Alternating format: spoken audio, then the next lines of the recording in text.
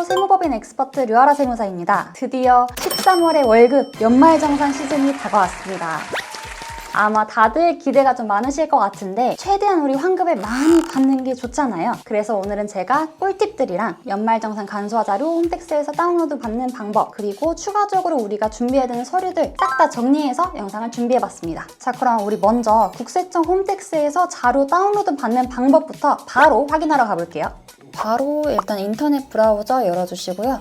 네이버 키셨으면은 여기 초록창에 국세청 홈택스를 한번 검색을 해볼게요. 검색하신 다음에 쭉 내려오시다 보면은 국세청 홈택스 로그인 사이트가 보이실 거예요. 자, 이렇게 들어가면은 아마 로그인 페이지가 나오시는 경우도 있고, 연말정산 시즌에는 접속량이 많아서 아예 연말정산 버튼이 이렇게 나오는 경우도 있어요. 그러면 연말정산 버튼을 눌러주시면 됩니다. 로그인 화면이 오면은 우리는 굳이 아이디가 없어도 간편 인증 방법을 통해서 로그인을 하실 수 있습니다. 간편 인증 눌러주시고, 저는 카카오톡 인증을 통해서 로그인을 한번 해볼게요. 동의 눌러주시고 인증 요청을 눌러주시면 아마 모바일 카카오톡으로 인증 요청이 들어올 거예요. 네, 그러면 이제 필수 정보 체크한 다음에 얼굴 인증을 통해서 저는 인증을 완료했습니다. 자, 인증 완료 눌러주시고 로그인이 되셨을 텐데 위쪽에 장려금, 연말정산, 기부금 탭으로 들어가신 다음에 연말정산 간소화로 들어가 주시면 됩니다. 연말정산 간소화에 들어가시면은 소득세액공제 자료 조회랑 부양가족 자료 제공 동의 신청 조회 취소, 이 두 가지 메뉴를 아마 가장 많이 활용을 하실 것 같은데, 이 부양가족 자료 제공 동의 이 메뉴는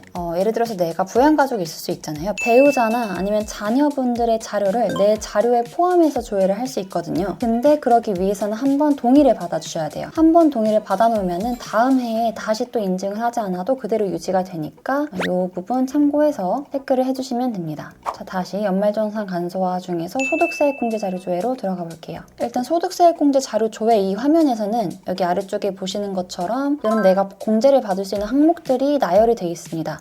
근데 그 전에 위쪽에 보시면 2025년에 대한 자료가 보통 그 다음 연도 1월 15일에 열리기 때문에 촬영 시점이 아직 그 전이어서 2024년으로 되어 있어요. 근데 여러분들은 2025년으로 잘 체크가 되어 있는지 확인해 주시면 되시고요. 여기 보시면 월이 쭉 있죠. 만약에 1월부터 12월까지 내가 계속해서 근로자로서 근무를 해서 근로소득이 있으신 분들은 상관이 없는데, 내가 예를 들어서 중간에 이직을 하면서 근로소득이 발생하지 않은 달이 있거나 아니면 내가 중도 입사를 했기 때문에 상반기에는 근로소득이 없거나 그런 경우에는 내가 근로소득이 발생한 달만 체크가 될 수 있도록 해당되지 않는 달은 이렇게 해제를 한 번씩 해주셔야 됩니다. 그리고 아래쪽 보시면은 개인정보 공개와 비밀번호 설정에 대한 부분이 있어요. 이 개인정보 보호 같은 경우는 공개 안 함으로 체크를 하시면은 회사에 제출한 자료에 별표로 표시가 돼 있어서 정보 확인이 어려운 경우가 있기 때문에 이거는 공개함으로 체크를 해주시는 게 맞고요. 그리고 비밀번호도 설정을 하실 경우에는 비밀번호 그 업로드 과정에서 비밀번호가 문제가 될 수 있기 때문에 비밀번호도 설정 안 함으로 체크를 해주시면 됩니다. 그 다음에 아래쪽에 이런 이제 공제 항목들이 있는데, 요거를 다 조회하기 버튼을 눌러주셔야 실질적으로 내가 이제 공제받을 수 있는 항목들이 금액으로 이렇게 보여요. 그렇기 때문에 각 조회하기 돋보기를 전부 눌러주셔야 됩니다. 주택 같은 경우는 이런 이제 공제 금액이 뜨더라도 실제로 내가 공제를 받을 수 있는지 요건 검토는 근로자 본인에게 있기 때문에 이거는 이 금액만 확인하는 용도로 활용해 주시면 될 것 같아요.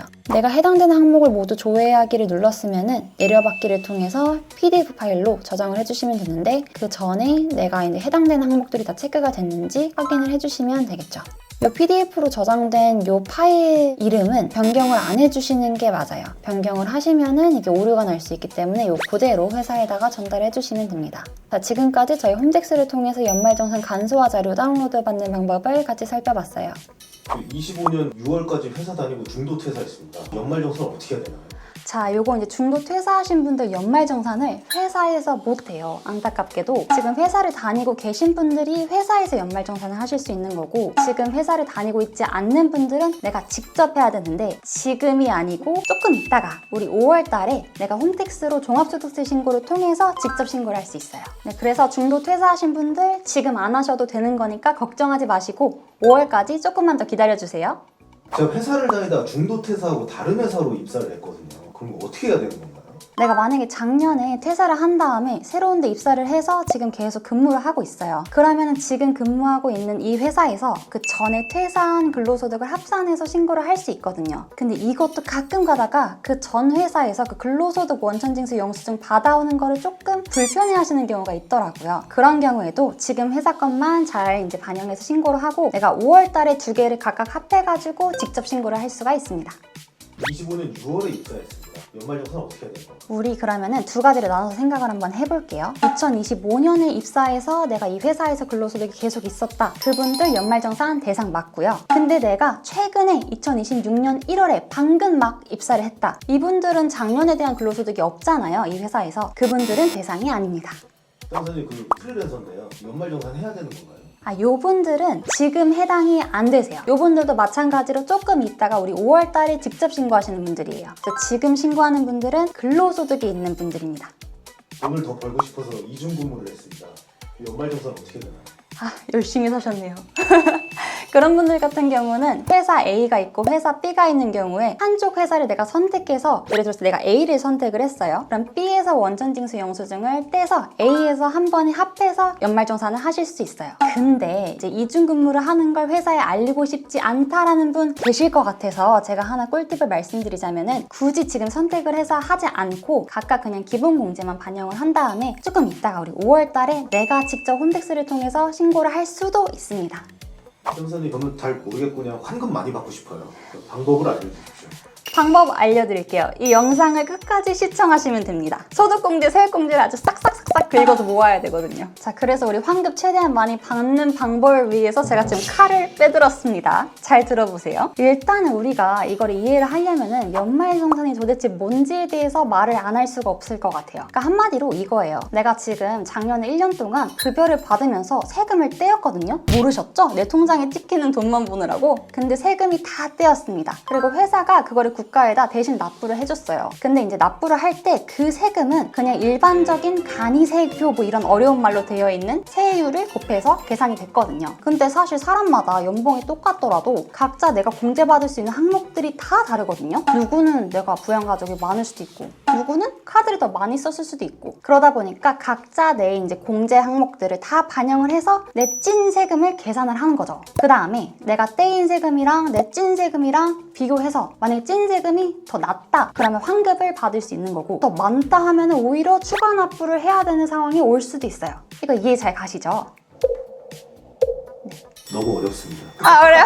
그래요? 너무 어렵다고 하시는데 결론은 뭐냐면은 내가 환급을 많이 받고 싶다. 그럼 요 찐 세금을 줄이기 위해서 소득공제 항목, 세액공제 항목을 잘 챙겨서 받아야 된다는 거죠. 그러기 위해서 우리 아까 홈택스에서 연말정산 간소화 자료라는 거 다운로드 받았잖아요. 요즘은 사실 세상이 좋아져가지고 웬만한 그런 공제 항목들은 다 홈택스에서 다운로드 받은 그 자료에 포함이 돼 있어요. 근데 우리가 별도로 챙겨야 되는 게 있는데 그 이유가 두 가지로 볼 수가 있어요. 일단 첫 번째로 아무리 전산에 등록이 잘 돼 있다고 하더라도 빠져있는 것들이 있어요. 이 빠져있는 것들은 우리가 따로 챙겨서 회사에 제출을 해야 더 환급을 많이 받을 수 있겠죠. 자, 그리고 두 번째로는 아까 우리 다운로드 받은 그 연말정산 간소화 자료에는 뭐 공제 항목들이 뭐가 많아요. 근데 사실 이게 홈택스에서 그 공제를 받을 수 있는 요건 같은 걸 다 걸러주는 게 아니거든요. 그러다 보니까 내가 이 공제를 받기 위해서 나는 요건을 충족했어요 라는 증명 자료 있죠. 그런 증명 자료들을 제출을 해야 되는 경우가 있습니다.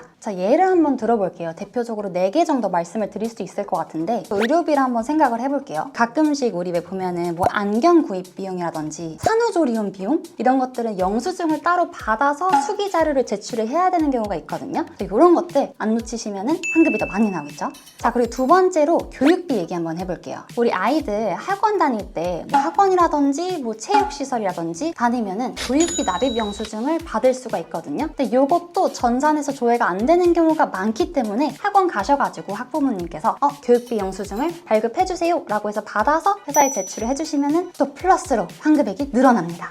자, 세 번째로 기부금인데 기부금도 사실 뭐 많이들 하시는 지정기부금 단체들 유니세프라든지 세이브 더 칠드런 이런 곳들은 다 전산으로 자료가 제공이 되는데 조금 소규모 단체들이나 아니면 종교단체 같은 경우는 전산에 업로드가 안 되는 경우가 많아요. 그래서 그런 경우에는 기부처에다가 기부금 영수증이라는 걸 끊어주세요 라고 말씀해 주시면 또 요거 받아서 제출하시면 환급액이 또 늘어납니다.